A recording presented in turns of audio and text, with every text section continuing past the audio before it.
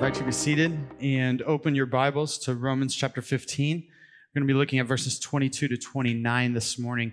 Last week and the week before, really, we looked at 12 principles for ministry that we pulled from the preceding verses. And as we're thinking about that and thinking about these principles for ministry, I kind of started wondering, I don't know if maybe there are other people that feel this way, but have you ever felt like, man, is God really using me for the kingdom? Can God really use me for the kingdom? Have you ever felt stuck in ministry and like you view it, okay, you get it intellectually, you've affirmed that I am called to ministry, I have a responsibility as a minister to other believers, and I see it in Scripture, and I believe it, and I want to do it, but it seems like you don't really see much progress. It seems like you kind of are going along, plodding along, and it's kind of discouraging at times because you don't see a lot of fruit from that. You don't see what God is doing with that, and you're wondering, like, can I really be used in an amazing way? I mean, you hear all these stories. I mean, I'm going to use an illustration in a minute from William Carey. And I mean, we hear these people like William Carey and Adoniram Judson and all of these great missionaries that went and they, brought the gospel to these unreached places. But what we don't see is that they labored for years without seeing a convert. So we hear about these heroes of the faith, we might call them modern heroes of the faith. And we hear about what God has done through them, but we kind of don't hear a lot about the times when they might have felt like we do, where they might have felt like, is God really using me? And so I'm assuming this morning a couple of things. I'm assuming that that as a Christian, you want to be used by God.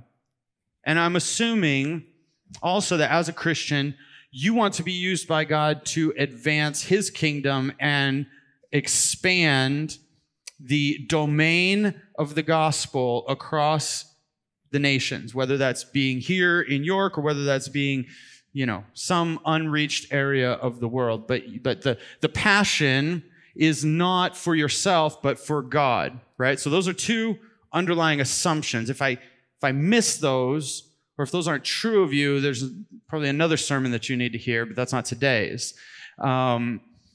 This morning, what I want us to see is that if we are going to be used by God in powerful ways, we need to have a right ambition, we need to have a right plan, and we need to submit ourselves to God's providence.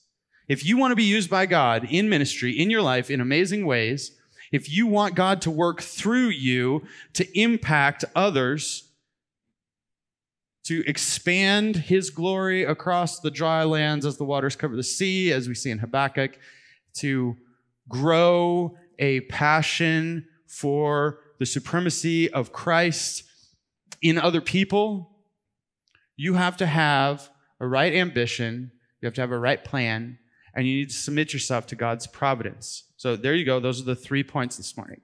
And we see this in these verses, in verses 22 to 29. So let me just read these for you. Romans 15, verses 22 to 29. This is the reason why I've so often been hindered from coming to you. But now, since I no longer have any room for work in these regions, and since I have longed for many years to come to you, I hope to see you in passing as I go to Spain, and to be helped on my journey there by you, once I have enjoyed your company for a while. At present, however, I'm going to Jerusalem, bringing aid to the saints. For in Macedonia and Achaia, those Greek words, Achaia, have been pleased to make some contribution for the poor among the saints in Jerusalem. For they were pleased to do it, and indeed they owe it to them. For if the Gentiles have come to share in their spiritual blessings, they ought also to be of service to them in material blessings. When, therefore, I have completed this and have delivered to them that which has been collected, I will leave for Spain by way of you. I know that when I come to you, I will come in the fullness of the blessing of Christ. So 3 points this morning. If you want God to use you in ministry, if you want to accomplish amazing things for God, if you want God to be working through you in the lives of others to advance the kingdom, first of all, you need to develop an ambition for how God might use you. You need to develop an ambition for how God might use you. Look at what Paul says in verses 22 through 24. This is the reason I have so often been hindered from coming to you. But now, since I no longer have any room for work in these regions, and since I have longed for many years to come to you, I hope to see you in passing as I go to Spain, and to be helped on my journey there by you once I have enjoyed your company for a while. Paul, first of all, has a holy ambition to be used by God. There's two kinds of ambition, right? There's like a holy ambition and what we might call an unholy ambition. An unholy ambition is for you to be the center of attention, for you to be the one that is noted and praised and acclaimed, for you to be the center of the universe, right? An unholy ambition is an ambition that centers and terminates on you. We see that all around us, right? There are a lot of ambitious people, and their ambition is centered around how can I make my name great? How can I expand my influence? How can I get others to listen to me? How can I get others to praise me? I need their adoration, their affirmation. I want to be great in their eyes. That is an unholy ambition. But contrasted with that, Paul has a holy ambition. Think about ambition. Think about that word ambition, right? So have you ever had a vacation that you were really excited about, that you were looking forward to? You planned it out. You think about it. You dream about it. You think up and dream up ideas. And you pursue that dream, and you have an ambition to make that dream a reality, to make that vacation the best. For others, maybe it's retirement. Maybe as you think about retirement, your ambition starts to rise up. You have these dreams of fishing all day, or golfing all day, or quilting all day, or I don't know what I would do all day. I would get bored and have to move on to something else. So I'd have like lots of little things that I would be ambitious toward. But you think about it, you dream about it, you fantasize about it almost, right? You're sitting there thinking about my retirement. It's only 3 years off. It's coming up. I can just feel what it's going to feel like to have a cool breeze on my face, standing in the middle of a river with a fly fishing rod and waders, just casting and waiting for something to bite in this beautiful 70-degree paradise. Apparently, I'm retiring in Montana. But that's like you have an ambition for that, right? You pursue that ambition. It's a desire for work or activity. It involves enthusiasm, passion, and longing. Paul had ambition, right? He was not complacent. He was not complicit. He didn't just sit there and be like, okay, God, if you're going to use me, then, move these feet of mine and I'll just sort of like stumble along. I don't really want to do it, but, whatever. You're God. I'm not. Sure. Why not? He had an ambition. He wants to go to Spain. Why does he want to go to Spain? If you go back a few verses, in verse 22, he says, this is the reason why I've so often been hindered from coming to you. What's the reason, Paul? The reason is that he has an ambition in verse 20.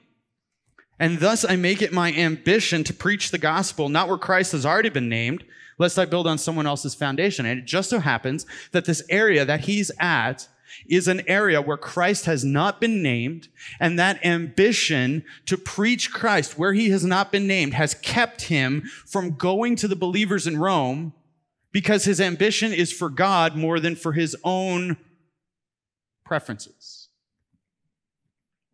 He obviously wants to go to Rome. He wants to meet the believers. We'll come to that in a minute. But he has a holy ambition. And now he's able to go and see these believers because in verse 24, in verse 23, there's no longer any room for work in these regions. Now think about that for a minute. Like, do you mean to tell me that Paul had told every single person in that area about Jesus, that it was so canvassed with the gospel that Paul was like, well, there's no one left to tell here. I guess I'll go to Rome and then go to Spain. Now, remember last time, Paul was an ambitious church planter too. He was a pioneer church planter. And so I think what this means is that he had been in that area long enough and established enough churches where there was a group of believers that were able to advance the gospel in that region, and there was no more need for a pioneer there. But there was a need for the pioneer in Spain. And so he has this holy ambition. In verse 24, he says, I hope to see you in passing as I go to Spain. He's headed to the end of the frontier and beyond. He is the pioneer that is going out west into enemy territory to settle it for Jesus. He's coming from a village that has been established and moving into the wilderness because he has an ambition, a holy ambition. William Carey, he was a missionary to India. He translated the Bible into almost 40 languages. His motto was this: expect great things from God, attempt great things for God. Expect great things from God, attempt great things for God. That's ambition. Ambition is attempting great things for God. Ambition is often hindered by low expectations and fear of failure. Those two things, I think, are the two biggest things that hinder ambition: low expectations and fear of failure. So ambition is hindered, first of all, by low expectations. Is God really going to use this? It's just me. Am I going to be able to accomplish anything? People not comfortable with trying something new, not willing to take a risk, fear of failure. What if I fail? Fear of failure is actually ultimately rooted in low expectations of God. You might be thinking, okay, so here's Paul, this pioneer church planter. Here's William Carey. We can talk about others all day long, like Charles Spurgeon and Martin Luther and just all sorts of other people that God has used in amazing ways that had ambition. You might think to yourself, well, I don't have those kind of skills, right? Like I'm not the kind of person that can just go to India. I can't translate the Bible. I'm proficient in English, but you try to put another language in front of me, and that's not going to happen.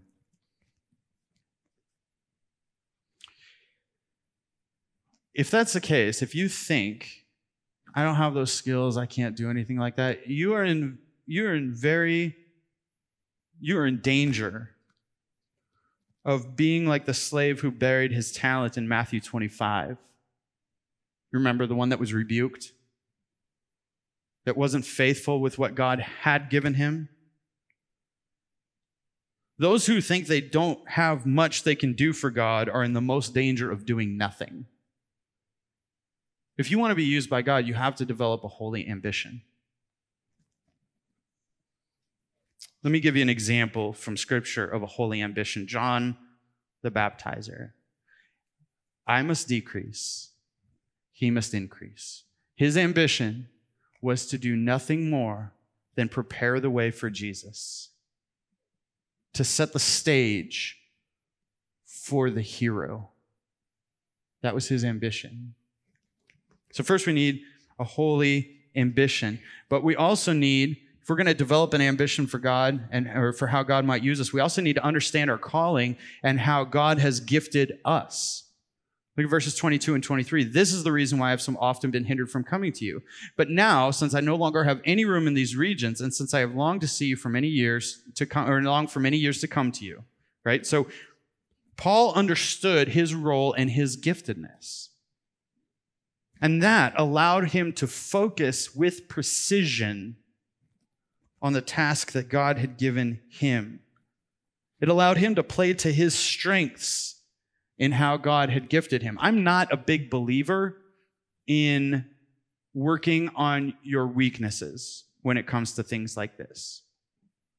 We spend a lot of time doing that. Like, okay, so if I'm weak, and I'm not talking about issues of like holiness. Like if you're weak in the area of loving your wife, or if you're weak in the area of prayer, I'm not saying, okay, give up on that, like move on to something that you're good at, right? Don't misconstrue me. I'm talking about when it comes to our talents and our gifts and where God can use us. A lot of times what we'll do is we'll be like, here's something that needs to be done. Let's find somebody willing to do that and then help them work on their weaknesses to be able to do that thing. And I'm not a fan of that at all. I think that goes totally against what we see in Scripture. We see Paul, who was strong in a certain area, not trying to be Peter, who was strong in another area. We see James, who was strong in an area, not trying to compete with somebody else and work on his weaknesses, but instead they come together and their weaknesses complement the other's strengths, and the other's strengths complement their weaknesses. So if we're gonna be used by God, we need to figure out and understand how we fit into this big scheme of what God is doing, because you're not the center of it. Like we talked about that last week. You're like a piece of the puzzle. You got to fit in the right place. And a lot of believers waste a lot of time trying to get good at things that they're never really going to be good at, because that's not where God gifted them, instead of maximizing their effort to develop the strengths that God has already given them. Paul understood his role, and it allowed him to focus with precision. Look at verse 23. But since I no longer have any room for work in these regions, there's a lot of work to be done, not by Paul. There's a lot of work for the churches and the believers to be involved in, not Paul's gig. Paul is focused like a laser on where God has gifted him and what God has called him to do. So if we want to develop an ambition, we need to develop some focus. You can be ambitious for God and be running around like a chicken with your head cut off, trying to be good at everything, as opposed to honing in with precision on where God has gifted you and what he has called you to do, how you fit into this big picture that God is painting. Maybe your ambition for ministry is too broad and you need to be more focused in your ambition. And it needs to be a more focused ambition that plays to your strengths. Listen, think about this for a second. Jesus had a very narrow focus of ministry. Have you ever thought about that? Jesus was not concerned when he was on earth doing his earthly ministry with going and taking the gospel beyond the regions of Israel. He was very focused. When he spent the most time with people, he spent the most time with the 3, and then with the 12, and then with the crowds. He was focused like a laser on what his Father sent him to do, namely, moving to the cross. Everything in his life was oriented toward that. He didn't allow himself to get sidetracked. We could all learn from that. I think if we're going to develop a holy ambition for how God might use us, a lot of people in this room need to learn how to say no. Learn to triage opportunities so you stop sacrificing the best for the good. Don't try to do everything. Focus on doing a few things well. There's a guy that used to be a member of this church. His name's Gabe. He came back and visited. And we were talking, him and Joe and I were talking, and he was saying that he's in this new church in Kansas, and the pastor came up to him and talked to him and was like, hey, like, we do a lot of stuff as a church, and we don't see you at a lot of these things. Is everything good? Are you okay? And he said, oh yeah, we're fine. We just don't come. I said, really? Why is that? He said, because we're going to be very intentional about doing a few things and investing ourselves 100% in those few things well. And so in order to do that, we have to say no to a lot of other things that might get in the way of that. So their family is focused on building relationships and making disciples, which means that they're very focused on that, and there are certain things that they don't participate in because it gets in the way of that. Now, if you know Gabe, you know that I cleaned that up and made that a little bit more palatable. But that was the gist of what he was saying. That's not a direct quote. We could learn from that. Economy of effort. Focus on strengths. Get rid of the do-it-all complex without falling into passivity and laziness and the do-nothing complex. Don't waste the things that God has given you. So what is your calling? Start there. Start simply. Do you have an ambition for being a mother or a father or a husband or a wife or a child or a friend or a church member? Do you have a holy ambition in those areas where it's very clear where God has called you? Do you have an ambition as a grandmother or a grandfather? Focus there. Do you have an ambition as a witness for Christ, as an ambassador, as a minister, as a disciple maker? Be faithful where you are placed and with the things that you know that God has called you to. Pursue excellence where you are called. Why would God use you in amazing ways if you're called to be a church member and have no ambition for how you can magnify God through being a church member?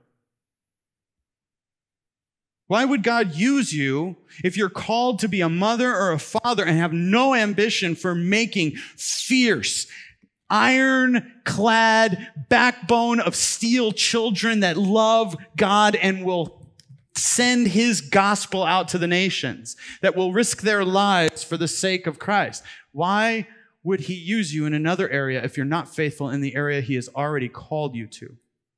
Start there. Develop a holy ambition there. And then, where are my gifts? What do you love to do for God?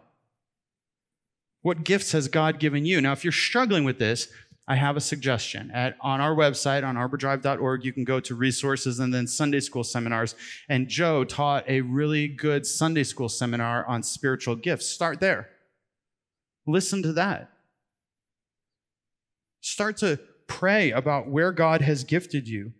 Pray for him to show you where your strengths are, and then develop those strengths by exercising them and using them.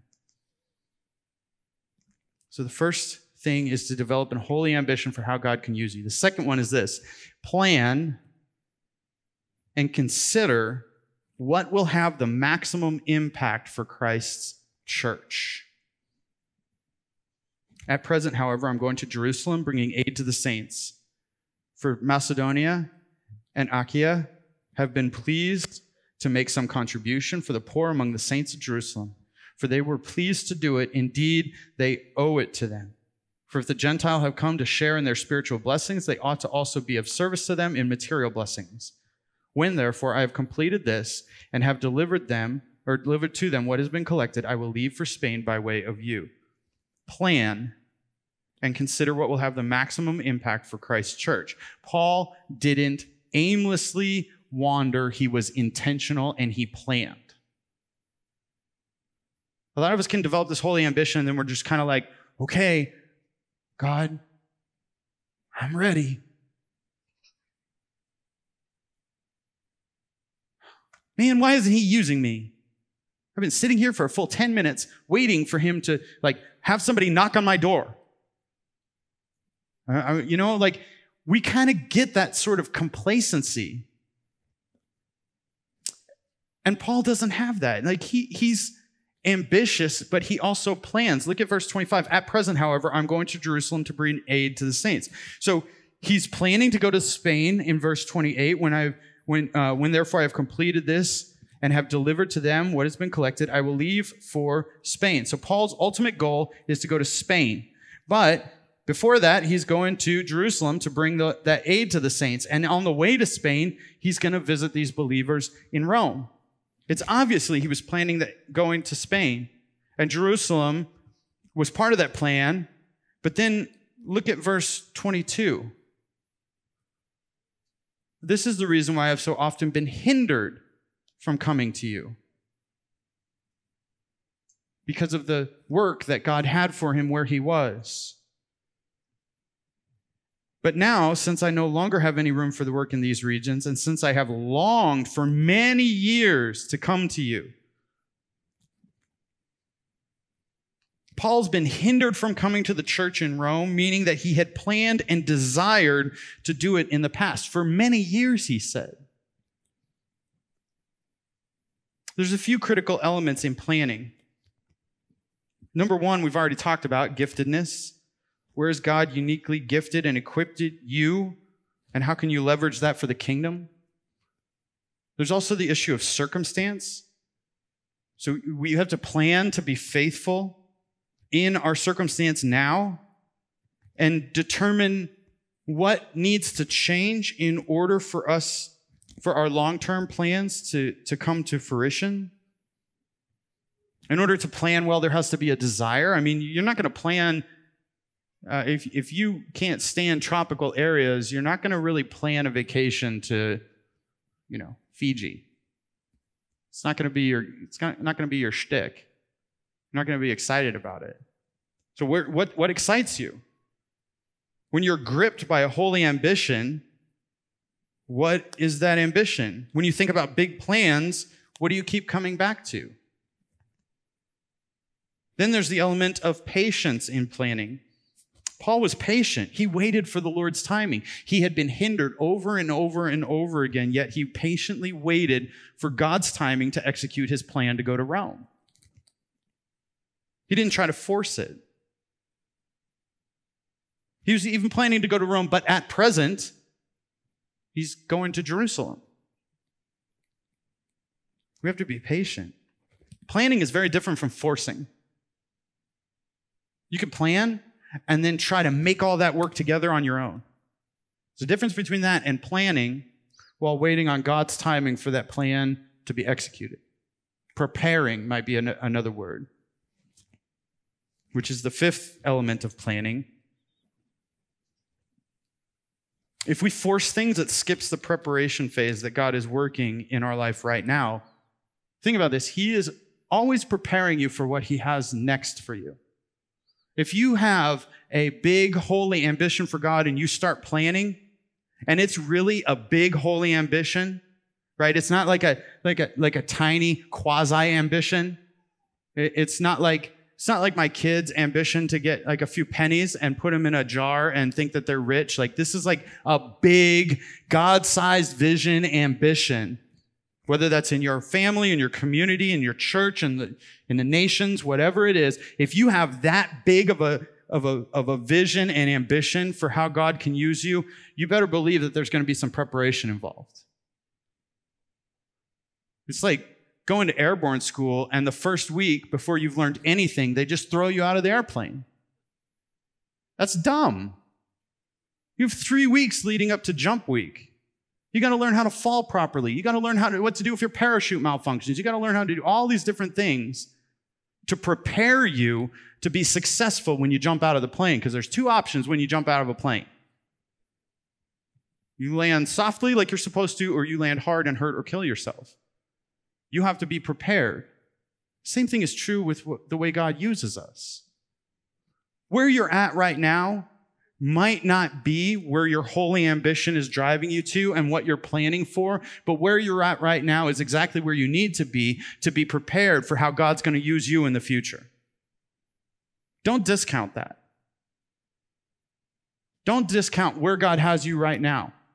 Don't discount the faithful work of monotony in your life now. The raising of kids, the encouraging of one another, the loving your husband or your wife, the being faithful where God has you, and all of the lessons that he's teaching you right now. But also, if we're going to plan and consider the maximum impact for the church, we can't be short-sighted either. Look at verse 25. At present, however, I'm going to Jerusalem to bring aid to the saints. A short-sighted plan would have skipped Jerusalem. Because, man, I want to get to Rome, and then from Rome, I'm going to Spain, and that's where I want to be. That's the plan. That's where I'm going. A short-sighted view would have skipped Jerusalem. I mean, come on, there's other people that can bring money. Why does he need to go? Why can't it just be somebody else? He's got a bunch of people in his troop that are walking along with him all over wherever he goes. His missionary crew is large enough. Certainly, if he can find somebody to deliver a letter, he can find somebody to deliver some money. Think about this. The Gentiles in Gentile churches had collected an offering for Jewish churches in Jerusalem. If Paul went to Jerusalem, he knew he was in danger, right? He was not very popular in Jerusalem. Remember the ex-Pharisee that gave up on his mission to go collect Christians in Damascus?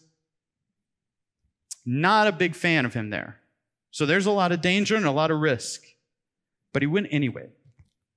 Maybe, perhaps in part, to show the Jewish believers that the Gentiles were included and everyone was on the same team as a symbol of unity. A short-sighted plan might have kept him in the regions that he was in instead of going to Spain because, I mean, after all, things are going pretty well there. Wrong button. Short-sightedness, in other words, often will show up in difficulty or when it seems as though we're not attaining our goal. So there's a lot of Army schools that are really hard. And I know it's a lot of Army illustrations today. It's what came up. A lot of them have log PT, like you start off in a really tough school and immediately you do log PT. Log PT is where you take a 200, 300-pound log and a group of 4, 5, 6 maybe people lift it up on their shoulders and run with it, or lay down in the dirt and mud and grass and do sit-ups with it, or hold it down here or lift it up like this. I mean, you're doing a lot of stuff with this really heavy log, and it hurts. Anybody that's done log PT will tell you it hurts. It stinks. Why do they do that? They do it to weed out the uncommitted. They do it to weed out the short-sighted. And people give up. Why do they give up? Because if I quit, the pain stops. If I quit, I get a shower and a warm bed. If I quit, I don't have to be tortured like this anymore. That is a short-sighted way of looking at it because you sacrifice the joy and the accomplishment and the career advancement of graduating that very difficult school and having that on your resume for a shower and a warm, comfortable bed. And oh, by the way, a lot of regret comes with that too. So if we're not going to be short-sighted, we need to learn to do hard things and learn from mistakes and failure. We need to fall forward. A lot of times we plan, and our plans are hindered from execution because we're afraid of failure. What if failure is part of the preparation? What if failure is something that you're to learn from? What if failure really isn't failure in God's scheme of things because He turns failure upside down and turns it into victory? He accomplishes a lot of things through perceived failure. Fall forward, in other words. Plan and then pursue it, even through difficulty and pain and failure. In verse 22, it says he was often hindered, but he kept planning on going to Rome. Short-sightedness is detrimental because it produces discouragement because you don't see the big picture. You don't see immediate results. A short-sighted person will show up to the gym 3, 4, 5 times, look in the mirror and be like, I don't look any different, and then quit. That's a short-sighted person. If we're going to plan and consider what will have the maximum impact for Christ's church, we have to think big picture. We have to think long game, right? You don't give up on parenting your kids because they mess up a few times and don't follow through on what you've told them to do. You're playing a long game. Short-sightedness discourages us because we don't see the results immediately.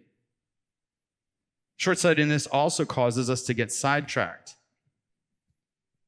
Don't let the good, in other words, crowd out the best.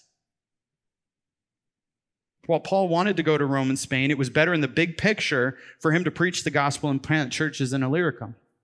And then it was better for him to go to Jerusalem to deliver this gift of relief. When he goes to Rome, he's not going to stay long. Why? Sure. I mean, have you ever gotten together with friends after not being around friends for a long time? I mean, certainly some of us can relate to that in the last 6-9 months. There's something about that. You're just like, it feeds me. It's satisfying. It's joyful. Why would he cut that short and say, hey, I'm only coming to see you for a few days, weeks, months, whatever, a short amount of time, and then I'm going to Spain? Because he wasn't short-sighted enough to fall into the comfort of being with believers in Rome that are going to encourage him and that he's able to encourage. He had a big picture. He was going to Spain. We also, if we're going to plan and consider what will have a maximum impact for the church, we have to plan with the right priorities. The right priorities. In other words, as we plan, we have to plan the right way. There are some priorities, I think, that Scripture lays out that we even see in this text, at least in the book of Romans. Mission, team, teammates, self. Mission, team, teammates, self. If you've been in Sunday school and Ron's been teaching, he has a very famous diagram that he uses where he draws a big circle and then he draws a little circle, and in the middle of that little circle is me, right? And the whole point is, like, a lot of people think that they're the center of the universe. You're not, right? We come last. That's ministry, right? It's the sacrifice of Christ played out in our lives as we give of ourselves for the sake of others. And it starts with the mission. The mission is to spread a passion for Christ and make disciples. That's what God told us to do. It's explicit. It's not a mystery, right? Matthew 28 is not a mystery. What the church is to be about is not a mystery. What your ministry is to be about is not a ministry or a mystery. Too many M words. If you're ministering to your children, what's it about? Is it about growing up responsible, good citizens who participate constructively in society? Not at the top. If your kid never makes more than $15 an hour and lives in a shack in Louisiana, but loves Jesus and is committed to the gospel and loves his wife and his children and is pointing them to Christ, that's success. Priorities, right? If we're going to plan, we have to plan with the right priorities. Mission. Look at verse 28. When therefore I have completed this and have delivered to them what has been collected, I will leave for Spain by way of you. Paul's priority is to go to the unreached, to advance the mission, to proclaim Christ, to spread the gospel, to spread a passion for Christ and make disciples. After the mission comes the team. What does my local church need that I can do? How can I help the team accomplish the mission? Paul's plans included bringing much needed relief to the saints in Jerusalem from other churches in the Gentile world in verse 26 and 27. And he talks about how excited they were to be able to participate in the relief of their sister church in Jerusalem. They had the right priorities. They were the mission and then the team. So we are a local church that's a part of the broader church. Paul's second priority was to bless the church. And then there's the teammates. He's going to Spain, but why is he stopping in Rome? Look at Romans chapter 1, verse 11. For I long to see you that I may impart to you some spiritual gift to strengthen you. Paul's stopping in Rome to bless the other believers there, to encourage them, to strengthen them. So mission, team, teammates.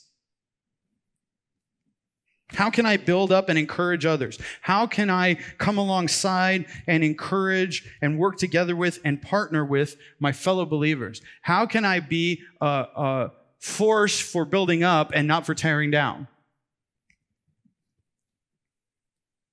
His third priority was to minister to individuals of the church. But then the last priority was him.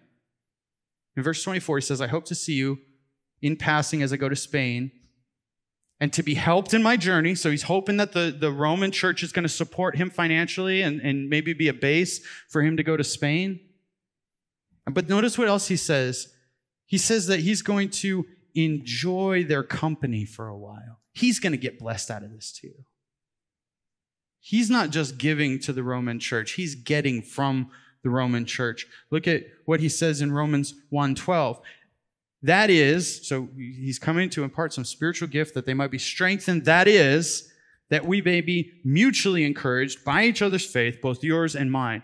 Paul received the blessing. We receive blessing when we minister and when we plan how we can minister in a way that blesses the church.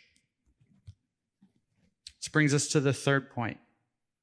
So we need to have a holy ambition. We need to have a plan that is focused on how we can strengthen and bless the church, but then we need to submit our plans to God's providence and seek his blessing. Paul submitted to God's providence. Paul understood there was a reason that he was hindered from coming to them in verse 22. We talked about this a few times, but he was hindered. Why? Because there was a lot of work for him to be able to do where he was. God providentially hindered him from going to Rome and to Spain because he wasn't finished with him where he was at.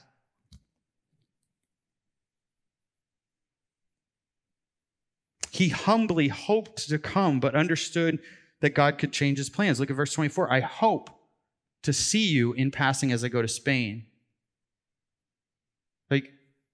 This is what I'm planning for, but my plans are subject to change, guys. This is my ambition. These are my plans. That's up to God if it comes to a reality. Providence refers to God's provision and governance of his creation. It's the reality that he is sovereign over his creation and will accomplish everything he sets out to do. It is God sovereignly and powerfully directing all things to their appointed and predetermined end. Nothing happens that is outside of his control and decree. So, a couple of thoughts on this. If we're going to submit our plans to God's providence, we have to understand that providence doesn't preclude planning. That was the most Southern Baptist point I've ever made. Providence doesn't preclude planning. If we have a wrong view of providence, we can be tempted to not plan because we think, oh, well, it doesn't matter what I do. God's sovereign. He's going to do whatever he does. Paul didn't think that way. And Paul had a lot to say about God's sovereignty. Paul didn't shy away from God's sovereignty and his providence at all. And yet he still planned. Shouldn't that tell us something? Maybe we have a hyper view of God's sovereignty if that view is prohibiting us from planning. Look at Romans 1:13. I do not want you to be unaware, brothers, that I have often intended to come to you, but thus far have been prevented. So Paul planned, he even tried, but he was prohibited by God and he was cool with it.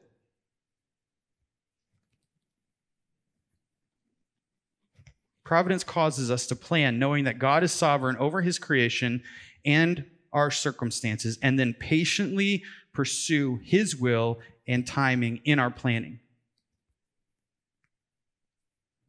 So goals, ambitions, planning, and action are not at odds with providence. They submit to providence. So let me give you just a few passages real quick. Proverbs 16:9, the heart of a man plans his way, but the Lord establishes his steps. Plans include intensity of thought and care. We can plan with the utmost care and with the abundance of holy ambition, but it rests upon God whether or not they are carried out or accomplished. Are you okay with that? Right? Let's say that you plan and you have this holy ambition, but you don't see it happening and you're precluded, you're prevented over and over again. You're hindered. Does that discourage you? Or do you remind yourself of God's sovereignty and goodness and rest in his providential care, submitting your plans to him rather than trying to override, as if we could do that, his will? What about Proverbs 19:21? Many are the plans in the mind of a man, but it is the purpose of the Lord that will stand. In other words, our plans should submit to God's wise purposes. He can, and sometimes does, override us. Maybe it's because we're not ready yet. Maybe it's because whatever we're ambitious for and planning for is not what he wants us to do, and you're never going to do it. Does that mean that the planning and the ambition are wrong? No. Did Paul make it to Spain? Doesn't appear so. Got arrested in Rome, right? And got beheaded. When we submit to God's providence, we are content with him changing our plans to fit his purpose. All right, one last one here. What about James chapter 5, verses 13 to 15? Come now, you who say today or tomorrow we will go to such and such a town and spend a year there and trade and make a profit. Yet you don't know what tomorrow will bring. What is your life? For you are a mist that appears for a little time and then vanishes. Instead, you ought to say, if the Lord wills, we will live and do this or that. Our plans, in other words, should trust in God's will. We know nothing compared to him. If we plan rightly, we plan trusting in the one who knows all things. This enables us to respond rightly when our plans don't work out. If we're going to submit to God's plan or to God's providence and seek his blessing, though, we also need to pray, because providence calls us to prayer. We should pray for guidance. Trust in the Lord with all your heart and do not lean on your own understanding. In all your ways, acknowledge him, and he will make straight your paths. Acknowledging also implies that we first ascertain whether what we are about to take in hand is in accordance with his precepts, and then look for his direction and illumination. We can plan a lot of things without trusting the Lord and without seeking him in prayer. So we must submit and ask for his blessing. We also need to ask for wisdom. In James chapter 1, verse 5, God promises wisdom to those who ask. That wisdom is given in his providential timing and in his providential way. It might be that it's a conversation that you have with a friend that's godly, that gives you some biblical solid wisdom. It might be that you're reading in the Bible and the next passage that you come upon speaks to exactly what you're asking God for wisdom on. It might be that you wait a month, 2 months, 3 months before he shows you what his wisdom is. But there is the promise that he will give wisdom, and he providentially does it in his own way and in his own timing. Which means that we come to him as needy people, seeking his wisdom as humble, patient, attentive children. I know that if you're a parent, you might not know what a humble, patient, attentive child looks like. I don't either. I wasn't one. But we can learn to do that as God's children. We also, though, need to pray and ask for his blessing. Psalm 90:17, let the favor of the Lord our God be upon us and establish the work of our hands upon us. Yes, establish the work of our hands. Unless God's blessing is in it, nothing of any eternal fruit or value will ever happen, no matter how much ambition you have and no matter how much you plan for it. So we must pray and ask for his blessing. We submit to his providence in prayer by asking for and seeking his blessing on our efforts. So, if you want to be used by God in amazing ways, and you might not see what that amazing way is until the other side of this life, when everything is revealed and the beautiful tapestry of God's grace and work in this world is displayed, and you see how he has used what seemed like insignificant things. But if you want to be used by God in amazing ways, you have to have an ambition for how God can use you. You have to plan and consider what will have a maximum impact for Christ's church. And you need to submit your plans to God's providence and seek his blessing. That's what you need to do if you want to have effective ministry. Psalm 127:1 says this, unless the Lord builds the house, the work of the builders is wasted. Unless the Lord protects the city, guarding it with sentries will do no good. So cultivate an ambition through seeing more of God and being more captured by God and who he is. Plan and consider how to have a maximum impact on Christ's church by leveraging your strengths and your gifts and how God has wired you. And then submit those plans to God's providence and actively wait on him. Not passively, actively wait on him. Pursue him and pursue action for him. Let's pray.